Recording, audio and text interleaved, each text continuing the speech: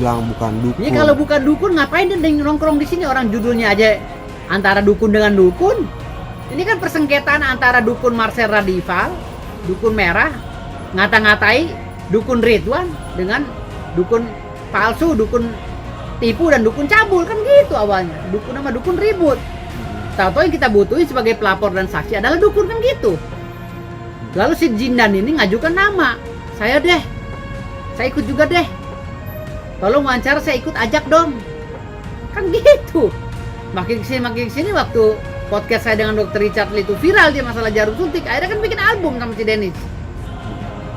Lalu dia ngaku dukun, jangan cuci tangan, ini masalah dukun.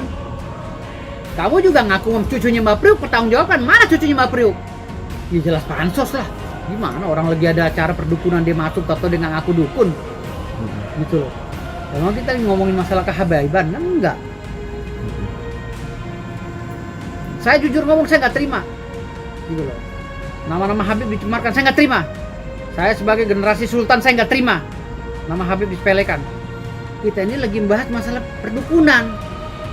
Tahu ada anak ini jin dari mana ngaku Habib, tahu kabur gitu kan. Saya bukan dukun. Hari bikin video klip tentang dukun pula, kan lucu. Lalu dia bikin podcast belaga kayak dukun, nyemburin air, nyemburin orang, belaga gitu.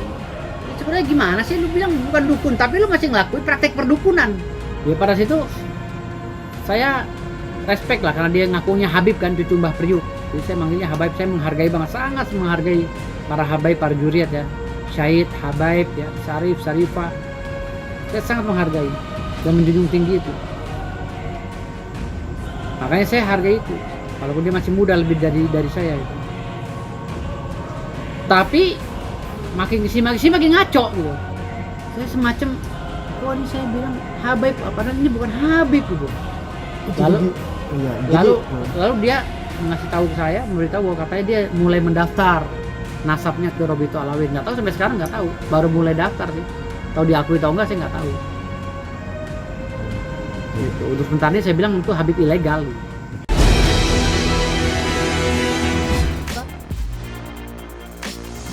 Nah, mungkin yang kemudian dianggap menodaikan agama seperti itu menggunakan ayat-ayat Al-Quran atau hadis dengan tafsir yang salah dan aplikasi yang salah. Sehingga kemudian ayatnya sebenarnya bertujuan apa, tapi digunakan untuk apa. Atau bahkan dengan tafsir yang sangat keliru. Sehingga lumrah kalau ada sebagian jamaah dan masyarakat yang menganggap ini sebagai sebuah penodaan. Padahal disebutkan oleh hadis oleh Nabi Muhammad SAW, man fassara al-Quran bi ra'yi falyatabawa maq'adahu minan nar. Barang siapa menafsirkan Al-Quran sesuai dengan kemauannya, maka siap-siap mengambil tempat duduk dari api neraka. Kan tulisannya jamaah.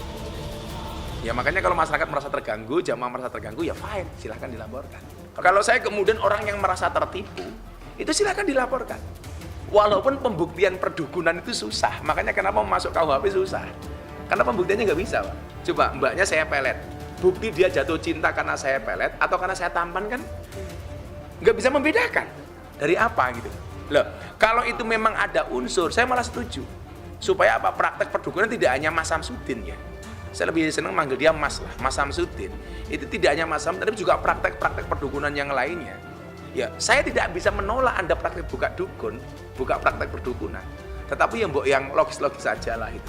Dalam hal ini mohon maaf ya, saya tidak membela pesulap merah, saya tidak membela, tidak menistakan atau menghina si Samsudin.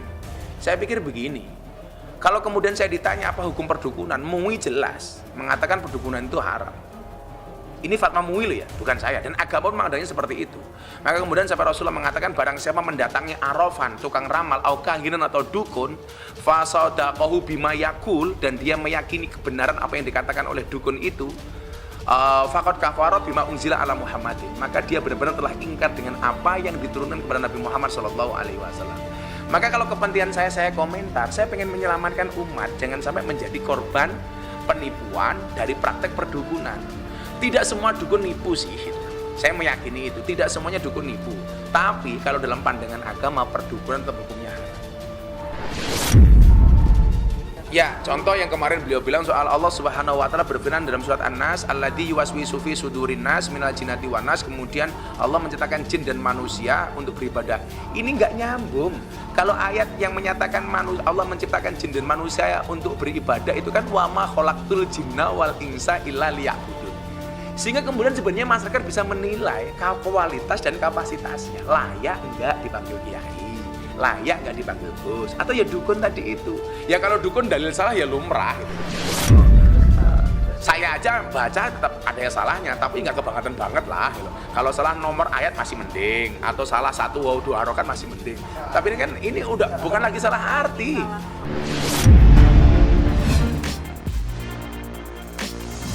Tidak bisa langsung melaporkan, tapi sebaiknya dilakukan somasi.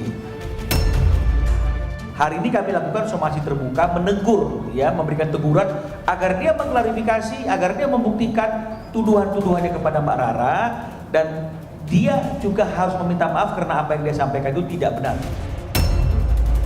Jadi kalau misalnya 3 kali 24 jam itu dia tidak melakukan apa yang kami minta, maka kami akan melakukan upaya hukum, ya, sebagaimana yang diatur oleh peraturan perundang-undangan yang ada di Indonesia. Nah, sanksinya nanti ketika proses hukum itu berjalan. Karena memang patut diduga dia dengan sengaja bicara tentang profesi dan pekerjaan yang dilakukan oleh Mbak Rara ini, dan terang-terangan kan menjatuhkan, ya, menjatuhkan. Apa yang dilakukan oleh Mbak Rara ini ada pura-pura, lelucon.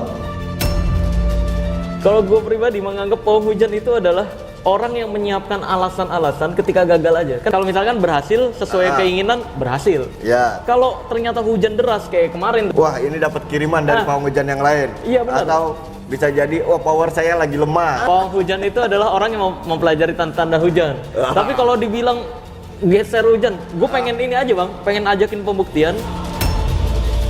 Karena banyak juga orang yang mengeksplor kemampuannya itu tujuannya patut diduga hanya untuk konten sih. Yes. Ya. Tapi kalau Mbak Rara, dia melakukan semuanya itu karena tuntutan pekerjaannya secara profesionalis. Rupanya ada orang, ya, ada orang yang kemudian memposting, ya, di medsosnya, ya. Itu orang yang patut kita duga dikenal dengan nama Marcel, ya. Marcel, yes, atau pesulap merah, ya.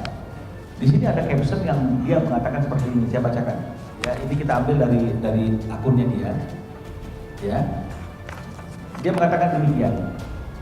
Stand up komedinya cukup bagus, tapi kurang lucu dan terkesan terlalu menghayal. Tingkatkan lagi kemampuan stand up komedinya ya, Bu. Nah, dan masih banyak lagi. Ya, hinaan-hinaan, atau mungkin kemudian fitnah, kemudian tuduhan. Si Marcel tuh nggak mau bareng sama Rara. Ada apa dan kenapa? Kok dia tidak mau satu panggung dengan saya, tetapi di Instagram dia ada Mandalika di bawahnya. Terus di YouTube dia menjelekkan terus pawang hujan. Pesulap merah sudah terlalu mendiskreditkan dan mengeneralisasi. Ya, mungkin ada orang yang mengaku-ngaku sebagai pawang hujan dengan metode-metode yang seperti yang dia bongkar, seperti yang dia duga. Tapi bukan berarti semua pawang hujan, sekali lagi bukan semua pawang hujan itu melakukan kecurangan. Bukan semua pawang hujan itu orang-orang yang tidak memiliki keahlian. Jadi statement saya ya itu tadi, kurang bijaksana lah si Marcel ini. Dan kalau bisa dibilang ya dia bilang ini stand up komedi lucu-lucuan, ya dia harus buktiin kayak gitu. Selain itu yang Mandalika itu ya dia bilang profesi pawang hujan juga dia kan kesel banget. Tadi kan kita semua udah tahu ya, katanya kok Instagram dia itu dia ngeblokir Instagram saya, padahal kan enggak.